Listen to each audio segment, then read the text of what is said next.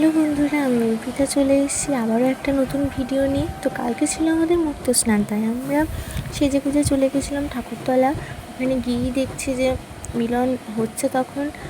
তো মিলন দেখে আমরা চলে গেছিলাম ঘাটে। ঘাটে বসেই দেখছি ঠাকুর নিয়ে আসছে।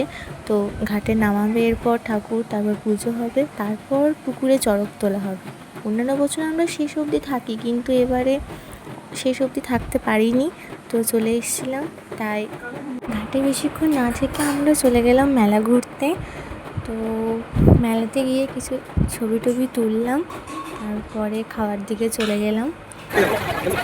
খাওয়া শেষ করে প্রচণ্ড তো ভিড় তো ছিলই। তো এখানে একটা জিনিস তো দেখো, এটা হচ্ছে বানেশ্বর, যেখানে বাবাকে নিয়ে ওই ত্রিশূলের ওপর ওখানে শোবে। তারপর বাজি টাজি দেখে খাওয়া দাওয়া করে আমরা বাড়ি চলে এলাম। দেখা হচ্ছে পরের ভিডিও।